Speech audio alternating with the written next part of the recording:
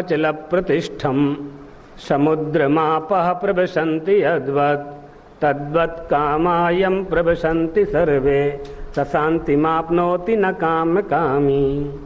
जिस प्रकार से जल से परिपूर्ण अत्यंत प्रतिष्ठा वाले समुद्र में अचल भाव से जिसकी प्रतिष्ठा है वह समुद्र अपनी मर्यादा में रहता है।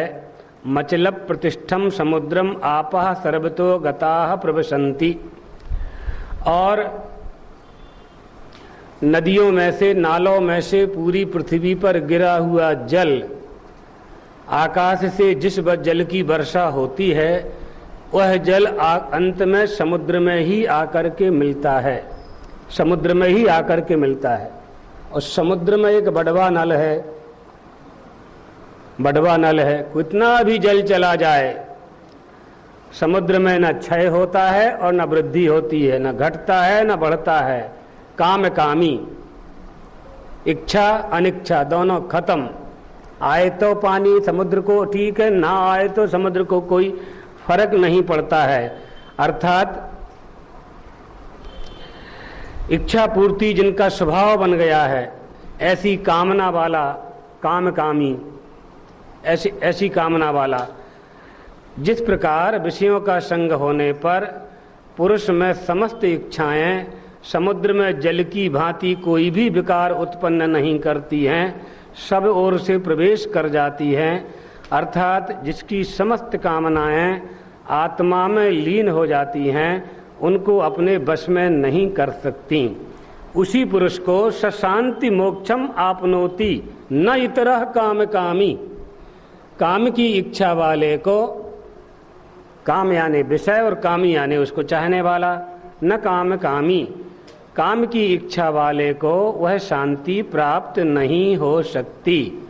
शांति किसे प्राप्त होती है ये भगवान बता रहे हैं। सशांति मापनोति न काम कामी, विषयों में अनुरक्त रहने वाले को शांति नहीं मिल सकती है।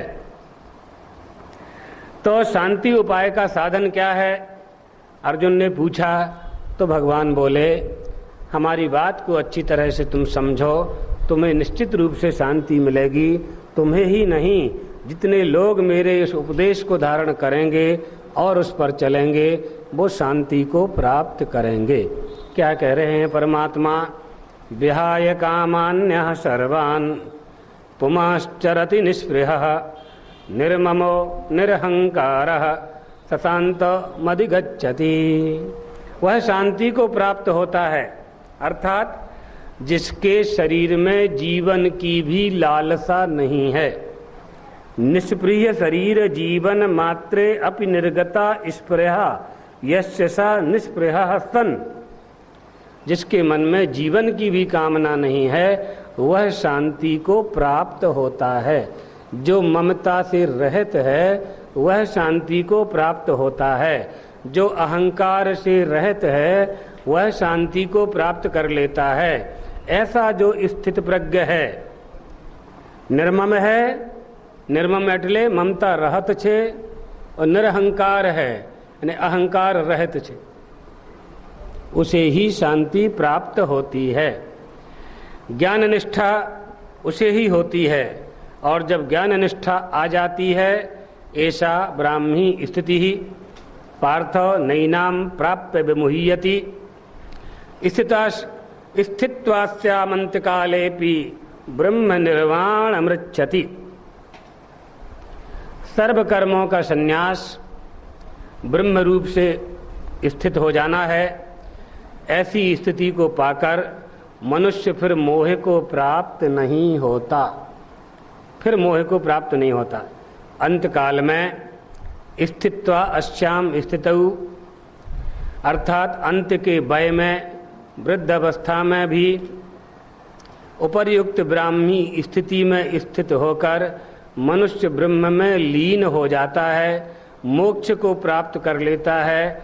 अंत काले अपि अंते वयसि अपि ब्रह्म निर्वाणम ब्रह्म निवृत्ति मोक्षम ऋच्छति गच्छति।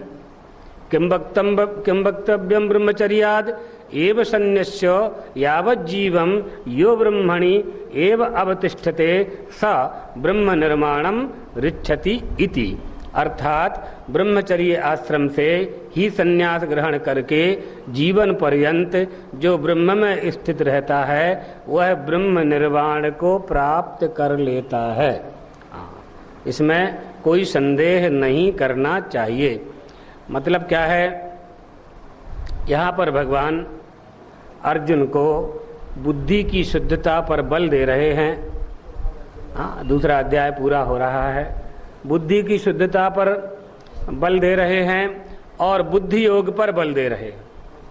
बुद्धि योग श्रेष्ठ है। जब तक अहंकार रहता है तभी तक हम कर्ता भोक्ता बनते हैं। जब बुद्धि हमारी अर्थमयी हो जाती है तो उसमें पाप होने लगता है। अर्थमयी बुद्धि क्या है जानते हैं? बुद्धि कई तरह से हमारे विकास को रोकती है, कई तरह से रोकती है हमारे विकास को।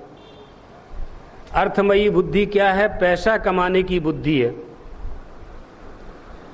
एक कारखाना था बहुत बड़ा, उस कारखाने में लोग काम करते थे, मजदूर लेबर। कई दिनों तक काम करने के बाद कारखाने के नौकरों ने मालिक से कहा कि मालिक हमारी तनख्वाह बढ़ा दीजिए, पगार बढ़ारी दो।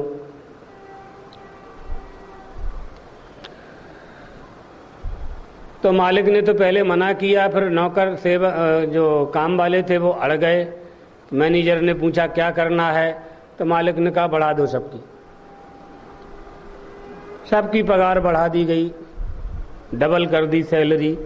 अब मालिक बड़ा कंजूस था। नौकर लोगों ने सोचा कि बड़ा उदार बन गया ये आज, तो कैसे इसने हमारी पगार बढ़ा दी।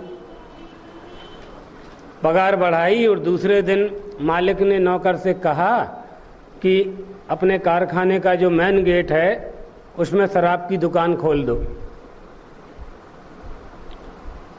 आया ना समझ में?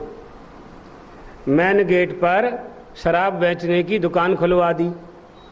जितना पैसा बढ़ाया था उतने की वो मजदूर शराब खरीदने लगे, पैसा जहां के तहां वापस आने लगा। ये अर्थमयी बुद्धि है। ये छल है खुद के साथ, खुद के साथ छल है। मजदूरों के साथ छल नहीं है, खुद के साथ छल है। इसका फल, छल का फल अच्छा नहीं होता है, इस कैतब का फल अच्छा नहीं होता है। अंत में इस छल करने वाले को कष्ट होता है, तकलीफ होती है। लोगों को ये लगता है कि जो गलत काम करते हैं, गलत काम करने वालों का धन बढ़ रहा है और गरीबों को जो धर्म पर चलते हैं वो तकलीफ में हैं। कुछ लोग ऐसा सोचते हैं, कुछ लोग ऐसा कहते भी हैं कि जो शराबी कबाबी हैं उनका धन तो बहुत बढ़ रहा है और हम धर्म पर चलते हैं, अपने कर्तव्य का पालन करते हैं, ईमानदारी से व्यापार करते हैं, तो हमारी दुकान में ग्राहक ही नहीं आता है। तो ये बात समझना चाहिए कि अर्थ और काम ये प्रारब्ध से प्राप्त होता है, ये पुरुषार्थ से नहीं होता, ये प्रारब्ध से प्राप्त होता है। तो धन की प्राप्ति होना प्रारब्ध का फल है। इसका प्रमाण क्या है? प्रारब्ध का फल है। इसका प्रमाण यह है कि किसी करोड़पति के यहाँ जो बालक पैदा हुआ है उसने कहाँ कोई पुरुषार्थ किया और वो पैदा होते ही करोड़पति हो गया है। तो इसका मतलब है पूर्व जन्म कृतम पुण्यम, पूर्व जन्म के किए हुए पुण्यों के प्रभाव से जो उसका प्रारब्ध बना, उस प्रारब्ध ने करोड़पति घर में हमें जन्म दे दिया। तो धन संपत्ति जो है प्रारब्ध से मिलती है। अब शराबी की बात सुन लो। शराब बेचने वाले जो लोग हैं उनको धन की प्राप्ति होना ही थी, ये तय है, बिल्कुल निश्चित है। अगर वो दूध की डेयरी खोल लेते तब भी उतना ही धन मिलता जितना शराब बेचने में मिल रहा है, क्योंकि उनके प्रारब्ध में धन का आगमन होना निश्चित था। अपनी बुद्धि का दुरुपयोग करके उन्होंने पैसा कमाने में शराब को निमित्त बना लिया, गलत कामों को निमित्त बना लिया। अगर अच्छे कामों को निमित्त बनाया होता तब भी उन्हें उतना ही रुपया मिलता जितना गलत काम करने से प्राप्त हो रहा है। लेकिन हमने अपनी बुद्धि का दुरुपयोग करके गलत साधनों से पैसा कमाने का प्रयास किया है, इसलिए हमें दूसरों को देखने में ऐसा लगता है कि ये गलत कर रहा है और इसको धन की प्राप्ति हो रही है। हम अच्छा कर रहे हैं और हमें धन की प्राप्ति नहीं हो रही है। वो गलत जो कर रहा है उसे धन की जो प्राप्ति हो रही है वो पूर्व जन्म के संचित कर्म का फल भोग रहा है और अपना बैलेंस नील कर रहा है। और जो गरीब होकर के धर्म पर चल कर के गरीबी भोग रहा है वो भले ही धन का संचय नहीं कर रहा है लेकिन धर्म का संचय कर रहा है। वो उसके बाद में काम आएगा, इस बात में कोई संदेह हो नहीं सकता, क्योंकि गरीबी और अमीरी दोनों को हम देख रहे हैं। जो बहुत प्रयास करते हैं, बहुत कोशिश करते हैं, बहुत बड़ा पुरुषार्थ करते हैं, दिन भर PWD की सड़क पर रोड बनाते हैं, ठेकेदार उनसे खून पसीना बहा करके काम लेते हैं, शाम को उनको 100 रुपया पकड़ा देते हैं। और आपके ही घर के सामने एक व्यक्ति ने एयर कंडीशन कमरे में एक ऑफिस बनाया है और टेलीफोन से 2 लाख रुपया 5 लाख रुपया रोज कमा रहा है, कमरे के बाहर नहीं निकलता है और 2-4 लाख रुपया रोज कमा लेता है। ऐसा क्यों होता है? सोचा है कभी आपने? नहीं सोचा। सोचना चाहिए, सोच लोगे तो अच्छा लगेगा, शांति मिलेगी। सोचना चाहिए। भगवान अर्जुन से कह रहे हैं, अर्जुन तुम अगर कर्ता बनोगे तो भोक्ता बनोगे। अर्जुन तेरा कर्म में अधिकार है, तुम्हारा कर्म में अधिकार है, कर्म न करने में तुम्हारी प्रीति नहीं होना चाहिए। कर्म न करने में प्रेम नहीं करना है तुम्हें, कर्म तो तुम्हें करना है, कर्म के फल की कामना नहीं करना है। अगर मान लो आप विचार करें, हम अपने लोग, कि हम कामना कर भी लें तो क्या हमारी कामना के अनुसार हमारी इच्छा पूर्ति होती है? नहीं होती। कोई ये कामना करता है कि हमको हमारी उंगली कट जाए, कई लोगों की कट जाती है, बिना चाहे कटी ना उंगली। कोई ये चाहता है कि हमारे व्यापार में घाटा हो जाए, लेकिन हो जाता है घाटा। कोई चाहता है कि नौकरी से हम सस्पेंड हो जाएं, लेकिन उसका साहब उसको सस्पेंड कर देता है। ये सब होता है ना, बिना चाहे होता है। बिना चाहे होता है तो अमीरी भी बिना चाहे प्राप्त होती है। चाहे लो तो प्राप्त नहीं होगी, जब प्राप्त नहीं होगी तो दुख होगा। इसलिए चाहो ही मत, बस करते जाओ। मिलना होगा तो मिलेगा, मिलेगा तो सुखी होंगे, नहीं मिलेंगे तो नहीं मिलेगा तो दुख नहीं होगा, नहीं मिलेगा तो दुख नहीं होगा। सीधी सीधी बात है, इसमें कहाँ बहुत ज़्यादा दिमाग लगाने की ज़रूरत है। भाई आपने कामना की और आपको वस्तु नहीं मिली तो दुख होगा, और कामना नहीं की और वस्तु मिल गई तो सुख होगा। तो कामना क्यों करें? मिलना हो तो और ना मिलना हो तो। हमें तो अपना काम करते रहना है, बस काम करते रहना है। अर्जुन इति कर्म एव कर्तव्यम अर्जुनाय च कर्मण्यवाधिकारस्ते माते संगोस्त कर्मणि। अर्थात योग बुद्धिम आश्रित्य न तत एव श्रेय प्राप्तिम उक्तवान। योग बुद्धि का आश्रय लेकर तुझे कर्म करना चाहिए, उसी से मुक्ति की प्राप्ति बतलाई गई है। ऐसा नहीं है, ऐसा नहीं है। यानी ज्ञान निष्ठा और कर्म निष्ठा दो बात भगवान अर्जुन को बता रहे हैं। अब अर्जुन प्रश्न करेंगे अभी आगे कि आप 2 तरह की बात हमको क्यों बता रहे हैं। या तो कर्म करना चाहिए, कर्मनिष्ठा का ही उपदेश करें आप, या ज्ञान निष्ठा का ही उपयोग करें। भगवान इस बात को भी समझाएंगे, आगे जाके समझाएंगे।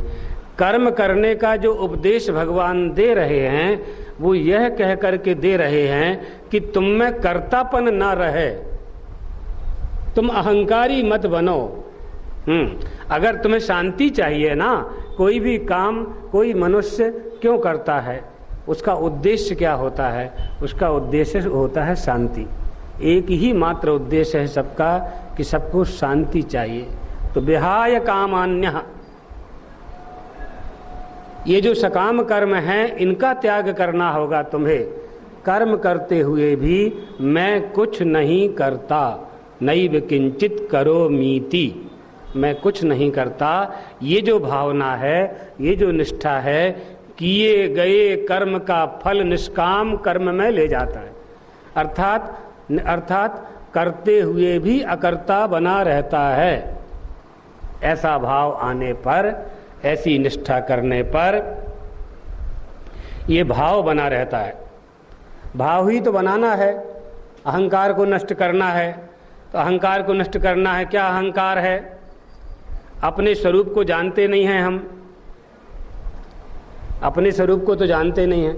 अच्छा, अहंकार कहाँ से आता है? पहले इसी पर विचार कर लें अपने लोग। मैं हूं, इसमें तो कोई संदेह है नहीं। आप लोग जितने लोग बैठे हो, इतने लोगों में से कोई ये नहीं कह सकता कि हम नहीं हैं। हम हैं, ये तो सिद्ध है। अब अहंकार क्या आ रहा है? मैं ब्राह्मण हूं, ये अहंकार है। तुम ब्राह्मण हो तो बहुत अच्छी बात है, लेकिन ब्राह्मण होने का अगर तुम्हें अहंकार आएगा तो ये बात नहीं बनेगी। तो मैं ब्राह्मण हूं, मैं ब्राह्मण हूं। अब इसमें से ब्राह्मण अलग कर दो तो क्या बचेगा? मैं हूं, मैं हूं, ये स्वतः सिद्ध है। मैं हूं, ये अपने आप तय है, अपने आप सिद्ध है। इसे सिद्ध करने के लिए किसी प्रमाण की आवश्यकता नहीं है। लेकिन मैं ब्राह्मण हूं, ये सिद्ध करना पड़ता है। हाँ, तो इसलिए मैं हूं, इस बात को ध्यान में रखना चाहिए। मैं कोई परिवर्तन नहीं होता है, लेकिन मुझ में जब ब्राह्मणत्व आता है, क्षत्रियत्व आता है, वैश्यत्व आता है, शूद्रत्व आता है, कर्तापन आता है, भोक्तापन आता है, मैं धनी हूं, मैं मानी हूं, ये सब जो आता है, ये सब जो आता है, ये अहंकार है। इसी का नाम अहम है। इसी को समझने की बात है। हमारा जो शरीर है ये प्रतिक्षण बदल रहा है, शरीर प्रतिक्षण बदल रहा है, मैं नहीं बदल रहा हूं। आया समझ में? मैं बालक हूं, ठीक, मैं जवान हूं, मैं 60 साल का हूं, मैं 80 साल का बुढ़ा हूं, मैं वृद्ध हो गया हूं। मैं का परिवर्तन नहीं हो रहा है। किसका परिवर्तन हो रहा है? बालक से जवान हो रहा है, जवान से वृद्धावस्था को प्राप्त हो रहा है।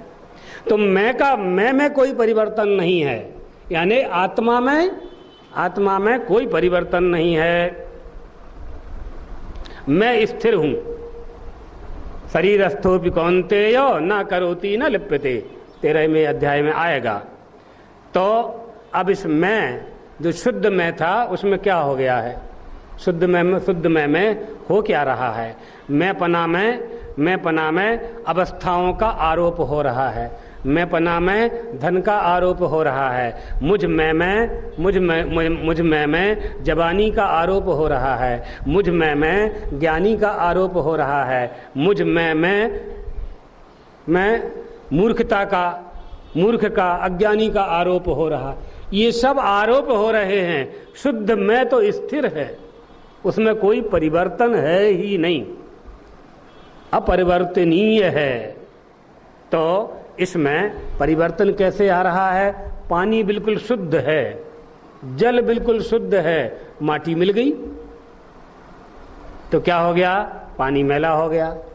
मिट्टी के मिल जाने के कारण पानी मैला हो गया। अब पानी को शुद्ध करना है तो आप बार बार बाल्टी में से मिट्टी को निकालने की कोशिश कर रहे हैं। जितनी कोशिश कर रहे हैं उतना ही पानी मैला हो रहा है। भाई डोल में माटी डोल में पानी भरा हो और मट्टी पड़ जाए उसमें, अब मट्टी को निकालने की कोशिश करो आप, तो पानी में घुलती ही जाएगी, वो निकलेगी नहीं, हाथ में आएगी ही नहीं, हाथ में आएगी ही नहीं, तो पानी मैला का मैला बना रहेगा। तो माँ आई, माँ ने कहा बेटा क्या कर रहा है? बोले माँ बाल्टी में मिट्टी, पानी में मिट्टी मिल गई है, मिट्टी को अलग कर रहा हूं। नहीं होगी बेटा, ये मिट्टी करने से अलग नहीं होगी कभी।